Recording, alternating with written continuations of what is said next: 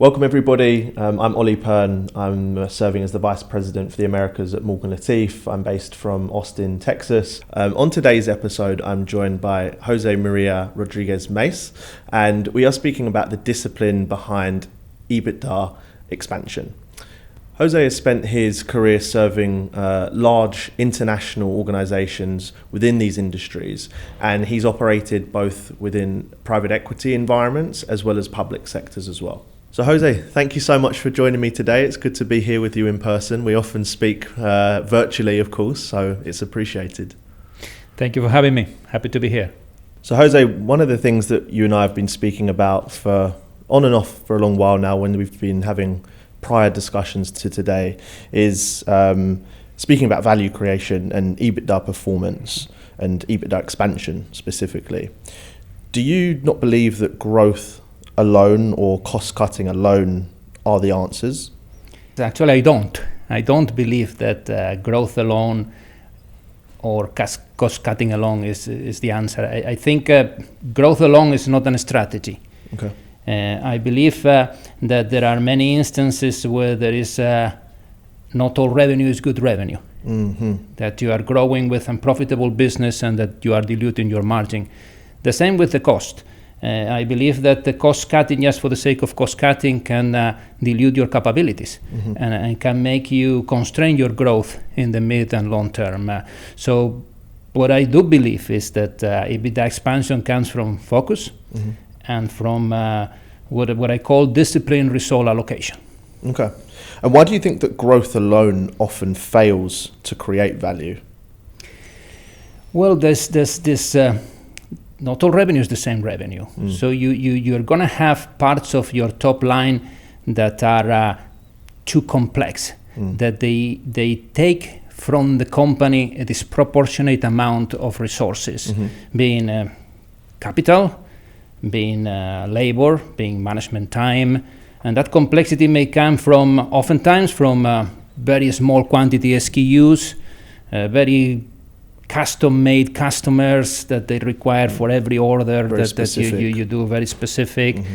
They may come from lack of standardization. There's not the same process every time. And all those, you may think that they're profitable, mm-hmm. because complexity is sometimes you are blind to complexity, mm-hmm. and you tend to allocate cost evenly spread. But when you do a proper segmentation and analysis of that, you find out that you are really losing money in that part. Yeah. Mm. And how do you think about EBITDA expansion in practice? So I think EBITDA expansion has to come from a discipline frame that in my mind has 3 steps, right? So the first one is you do segmentation, and your mm-hmm. segmentation is that you do thorough analysis of the portfolio of customers, mix, orders that you are running for your customers. And in that portfolio, you identify those ones that do not create value, those ones that they take more from the organization than they give. Mm-hmm. Then it requires, and for that you need rigor. You need a lot of rigor. Then it comes another one that the next step requires a lot of discipline, is you have to exit those. Mm. You have to take a deliberate decision not to play where you're not making money. Mm-hmm. The third step on that discipline allocation of resources mm-hmm. is the resources itself. When you decide to exit, you have to move the resources to your core business, to where you are making money. And that is the most difficult part, because sometimes it requires mm-hmm. eliminating mm-hmm. cost. Mm-hmm. So sometimes it requires right sizing. Sometimes it requires just change yearly practices that have been there in the organization for very long on how you were allocating capital. Mm-hmm. And it requires that redeployment, deliberate, discipline, active. I believe that allocation of resources with discipline is what really, really drives a focused effort to expand EBITDA. Mm. Yeah, it's an interesting thought process, and you've mentioned resource allocation. Could you walk us through a real decision that you had to take when removing resources from one area to perhaps double down in another area? Mm-hmm. I can think about a particular one that is a very, very clear example of this. It was a business where we had a large segmented number of customers that were not profitable, yet it was growing. So it was part of the whole proposition, and it will come every year on the presentations how we were growing. Mm-hmm. Top line was growing, but we were remaining unprofitable. The turnaround of that particular business came from a very thorough analysis, identifying those segments that were taking the resources, that were taking the capital, and that they were taking the time, and exiting them. And it was very difficult because it's emotional. You have to first take the decision that you are going to shrink. You're gonna let go of growth that you've been fighting for a while. And the second part, even more emotional, is that you have to identify certain costs that are there and that you have to downsize, that you have to right size, that you have to put names to that exercise. Now, the good part of it is at the other side of the exercise, immediately the business became profitable. Immediately when we focus on the customers where we have the right to win, we started delivering bottom line. Right to win, I like that. What elaborate, what does that mean? What does that mean to you in this context? Right to win. Right to win to me is playing in the spaces and with the customers where you can deliver with competitive advantage, but most importantly, addressing a meaningful problem for that customer. So I'll elaborate a little bit on that. Yeah. Customer centricity is the foundational, is the overarching foundation. That is key on any right to win concept. And in any business as well, for that matter, right? And in any business. It has to be something that solves a customer of the problem of the customer. It cannot be you pushing your solution. It has to be the solution that addresses the customer of the problem. And then you have to be competitive at that. You have to be something that you can solve yourself well, and you have to do it in a profitable manner. That, I think, is the recipe for success. To do that, you have to exit the part that is consuming your resources, where you have the complexity that does not produce results. And what makes this difficult for organizations using that right to win mentality and the customer centricity? What can therefore be a challenge when it comes to organizations and operating in that way? Well, it is hard work. It is hard work, number one. And number two, it becomes emotional. The hard work in my mind comes most from the segmentation part. Doing that analysis thoroughly. Not staying on the surface, really understanding your tail, understanding if your tail is making money or not, and if not, how bad it is. Once you face the hard truth, and you do that with hard work, then the next two steps that we referred before, they're emotional. They're emotional because you have to say no to growth. You have to fire customers. And that is always emotional, in particularly for the commercial side. And then the most important part, if you do step one and step two, but you don't do the reallocation of the resources, you could be even worse off. You could be like that one that goes to cross the river, but stays in the midstream. That you could be worse off, because you could be exiting that top line that was not profitable, but you didn't act on your cost. So your bottom line is even worse off. That third step, where you deliberately take those resources, allocate them elsewhere, or eliminate those resources, eliminate those costs, that is probably the most critical one, and the one that it comes more difficult for the organizations to do. So it's hard work, it's emotional, but it's definitely the one that creates the value and expands the EBITDA. And look, keeping on this topic, I'm interested to linking it into your experience working in global multinationals as an executive, having to make some very difficult decisions, in these fields that we're speaking about. How important is it that you've actually got a strong team behind you? Because this isn't something you just do alone, right? Well, yeah, you are in that trade. The team is everything. The team is everything. The team is the foundation of all you can achieve. Having the right talent on the bus and the right talent out of the bus. Those are the key. And Jose, have you ever kept something in a portfolio for too long? And what were some of your learnings through that experience? Absolutely. I do think any experienced operator would have to admit that we keep many times things for too long. The learnings on the opportunity wasted. Okay. It's the opportunity wasted for that P&L on that very year, but also the opportunities you miss for the coming years. So that's where I think act on it, not the procrastinating on it. Act on it. Right. So not sitting on it for too long. Exactly. You need to be agile, quick to respond. Act on it. Get that complexity out of the system and reallocate those resources ASAP. And I think throughout the episode today, you've mentioned complexity a few times, and you just mentioned it again there. Why is this so important? Well, complexity is expensive. Complexity costs you much more money than you think, and it's pervasive.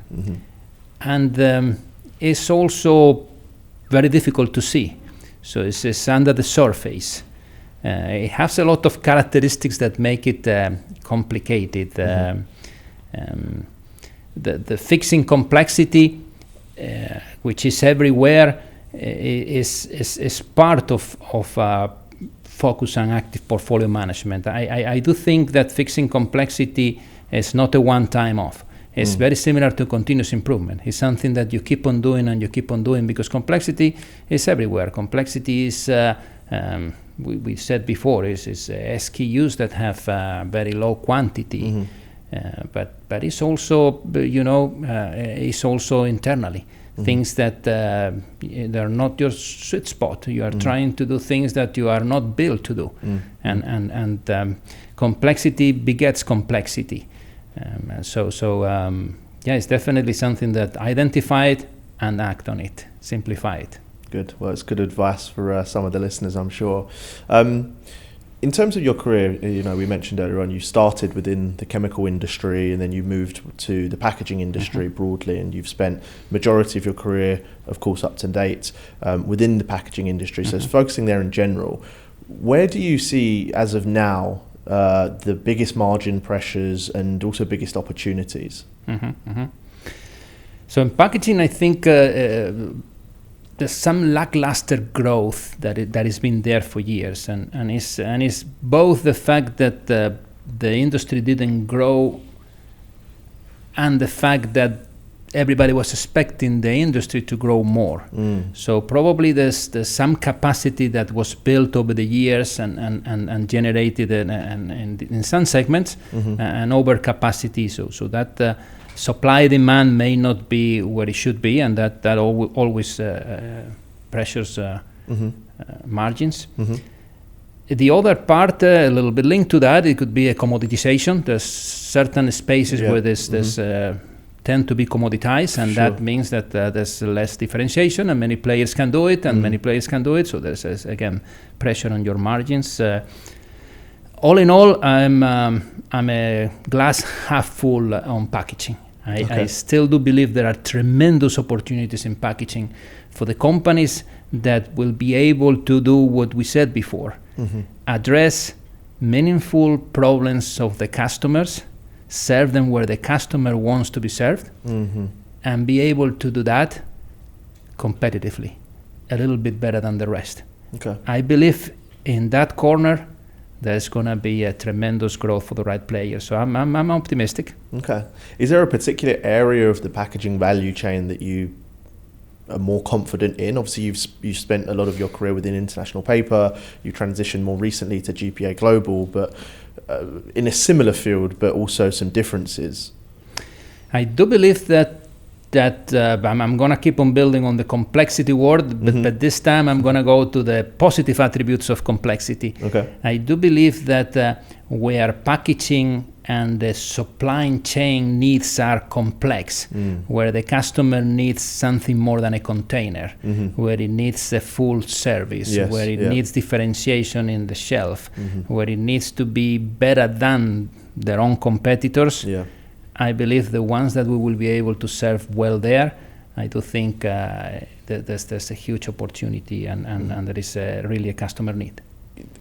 Still on the topic of resource allocation and EBITDA improvements, you've obviously had to make a lot of tough decisions in this arena throughout your career, but it's not just you, right? You have a team that are supporting you and you have your own responsibilities. How important is it for you in your experience to have a strong workforce, a strong team behind you when making these cutthroat and fast decisions? A must-have. It's a must-have. Leadership is everything. The leadership team is everything. Is the translation from a nice PowerPoint presentation to the board to real action and to execution. The leadership team is the one that provides the clarity to the team, is the one that builds the culture, is the one through which you do the discipline resource allocation. So the team is everything. It can never be underscored enough. Good.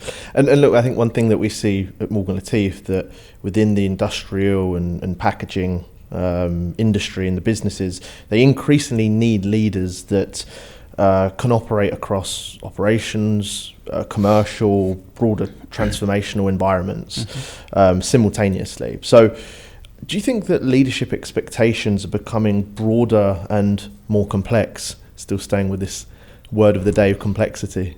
Yes. Short answer, yes. Big time. I think broader. Connecting the dots. You're gonna need a person that connects commercial, manufacturing, the customer, the capabilities, the resources, and then the strategy, and then make sense of all together, making sure that they know the financial implications, that there are true economic impact assessed there. So it's not just broader, it's intellectually more demanding than ever. And the environment is what it is. It's a fast pace, is the need to take decisions with imperfect information. So you're going to need a person that can be able to assess the implications of everything very, very fast, big time. So you need individuals to really have that business acumen more holistically, to understand that what could be considered a smaller decision, part of a bigger problem, can actually have huge impact, right? You said it better. That business acumen is the overarching over that. You said it better. I think for us in the world of executive search, a lot of executive search historically is focused heavily on networks and relationships. I think increasingly search firms such as ourselves at Morgan Latif, we combine sector experience, data, and technology with assessments to improve leadership outcomes and hiring outcomes. Do you think that leadership hiring is becoming more sophisticated, and is it becoming more sophisticated than it needs to be? I do think so. Executive search belongs in the broader service industry, and I think the service industry is going to change rapidly. It's going to be more impacted by AI. Technical transformation, AI than any other industry, or not more but faster. Right. So I do believe that executive search firms are going to need to be a native, data-driven, very technological driven, and then they're going to have a competitive advantage. Having said that, relationships will always be very, very critical. I would think it's somewhere in the intersection between technology, understanding of your industry, knowing your niche, and having the human judgment, which is critical in your trade. So that's my 2 cents on your industry. No, it's an interesting point. It's something that we also internally deliberate a lot. But do you think that AI will ever overtake the importance of executive search, these critical senior level hires. Do you think that an autonomous program can really hire the best in class people, or do you think that people like ourselves will always be needed within the market? No, I think that the human touch will always be needed. What it's gonna do, in my humble opinion, is perfect that process to a point we've never imagined before. Okay. It's gonna have the reach and the depth of that search that like we've never seen before. So it's gonna give you tools that are gonna feel superpowers. Yeah, perhaps so. I think we see a lot of organizations that struggle and are struggling, balancing speed with quality in executive hiring. They need the best in class talent, and they need it now. But when companies rush hires, you can uncover a lot of problems then later down the line. How important do you think that it is having a strategic search partner and also process for senior level hires? Yeah, well, I would look at it in terms of cost of opportunity. What is the cost of a wrong hire? Yeah, exactly. Depending on the level, it could be millions of dollars, and it could last through years. So it could be an impact that lasts through years. Another cost of opportunity is on timing, right? But how long can you keep on missing opportunities just because you didn't feel the right person? So that's the way I would look at it to answer your question. Thank you.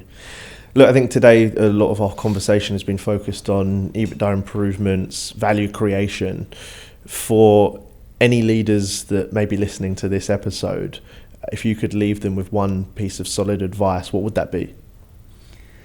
Well, it would be the main topic we discussed, that EBITDA expansion through a discipline, allocation of resources.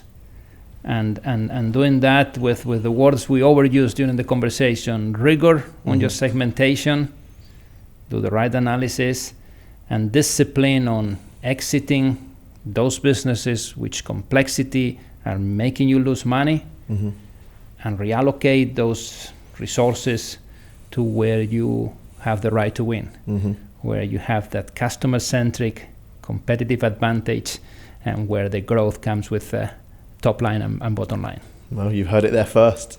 And then one final thing that I like to do on all of my Spotlight Session episodes with my guests is I finish off by asking, is there a particular motivational quote or phrase that you live your life day by day, both personally but perhaps also in a professional environment as well? And if so, what is that? What stands strong to you? Yeah. I'm going to go with never stop learning. I'm going to go with this concept that continuous learning, it compounds success and happiness, both success and happiness. Yeah. Good. Well, look, Jose, thank you so much for being the guest on this episode within the Spotlight Session. And I think that everyone listening at home, including myself here, has learned a lot from you and taken some of your pearls of wisdom. Thank you so much, Ollie. It was my pleasure.